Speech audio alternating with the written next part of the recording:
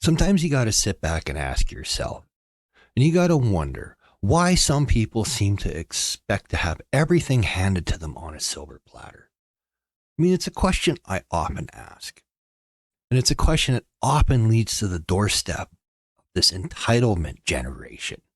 I mean, yeah, you heard that right. I said entitlement generation. But what exactly does that term mean?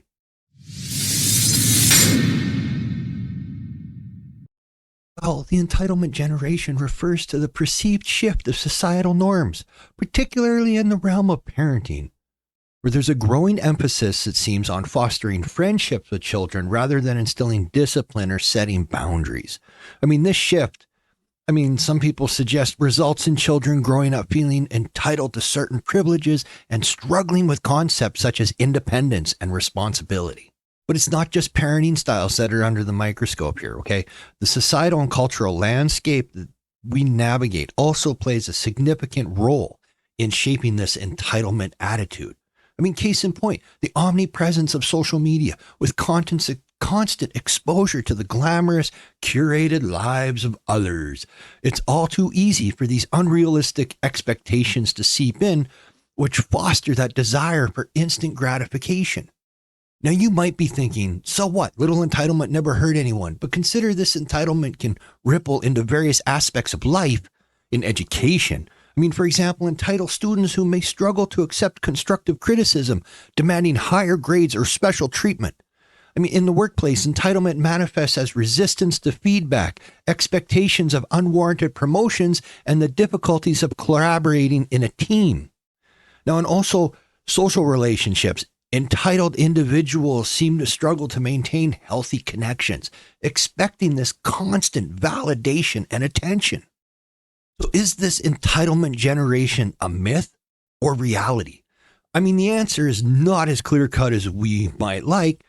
It is complex. I mean, a tapestry woven with threads of parenting styles, societal and cultural influences, and individual personality traits. So I'm going to look a little deeper. I'm going to compare this entitlement generation to previous ones. Now, a question we have to ask ourselves today is, are children of today really more entitled than those of yesterday? And this is a question that is tossed around quite a bit. So we have to kind of explore this notion. In the past, parenting styles clearly were more authoritative, with clear boundaries and expectations set. Respect for elders was paramount and hard work was expected. The world was a tougher place with fewer safety nets, and these values reflected that reality. Fast forward to today and we see a shift in parenting. Many parents now strive to foster relationships with their children, sometimes at the expense of discipline and boundaries. And these can lead to that sense of entitlement where children feel they deserve certain privileges without necessarily earning them. But it's not just the parenting styles that have changed. Society and cultural norms have evolved as well. Now, there's a greater emphasis on individualism and personal success, on achieving dreams and ambitions. And this isn't bad, but it can lead to unrealistic expectations and, again, that desire for instant gratification. And you can't forget the role of technology. I mean, we now live in a digital age where the world is at our fingertips.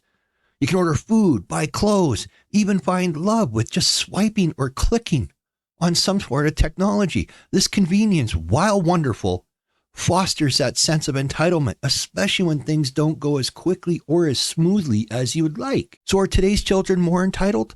Perhaps.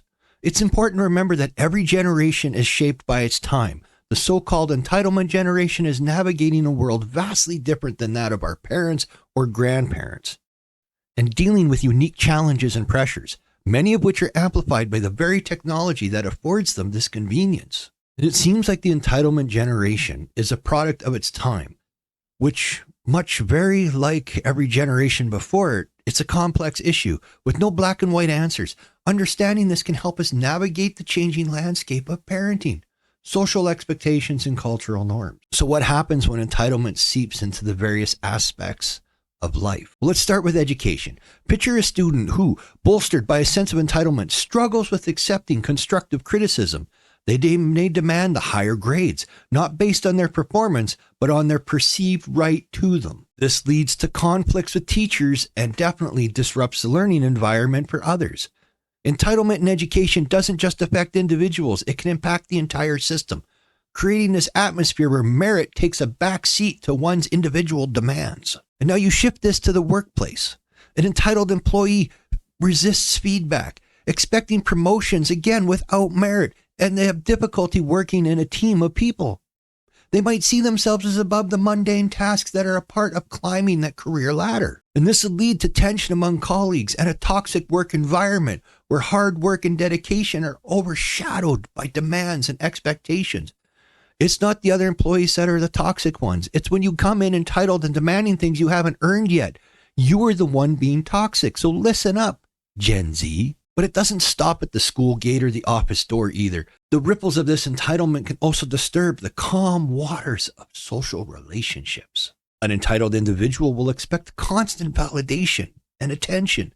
They struggle to maintain their healthy relationship as they don't understand the give and take that's essential for any successful relationship and to maintain it.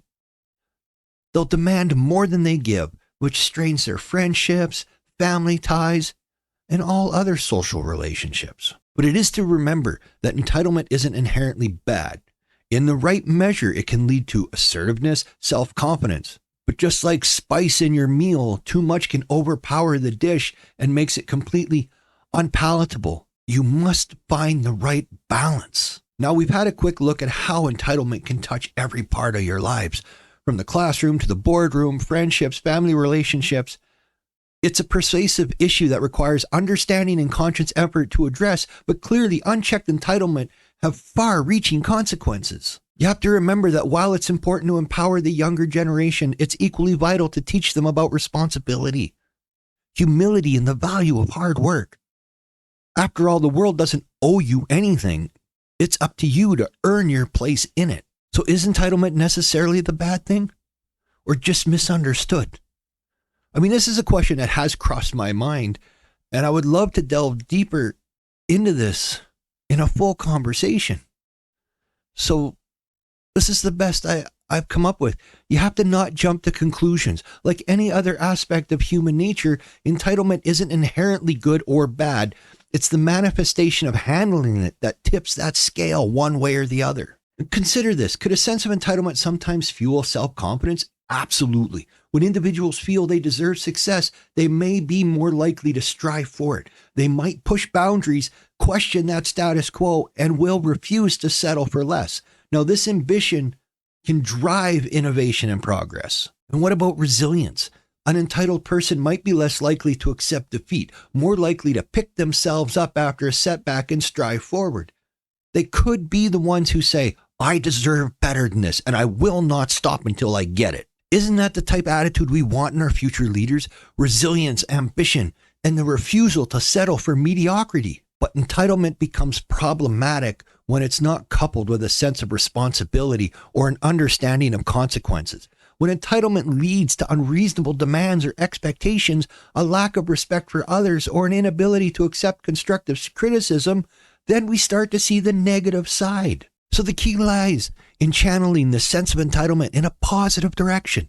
It's about nurturing it alongside qualities like empathy, humility, and respect for others. It's about teaching the young ones that while they should aim for the stars, they should also value that journey and the effort that it takes to get there. You have to remember, a generation is not a monolith.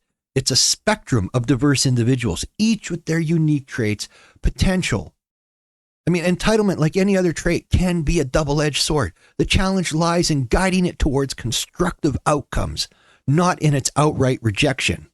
So perhaps it's not about labeling an entire generation as entitled, but understanding and then guiding these traits properly, constructively. So where does that leave us in our understanding of this entitlement generation? I mean, as I've gone through this conversation, we've seen how the term often used pejoratively is actually a reflection of shifts in societal norms, cultural influence, and parenting styles. We've explored how the rise of social media and the change from disciplinary parenting to a more friend-oriented approach have contributed to the development of entitlement attitudes.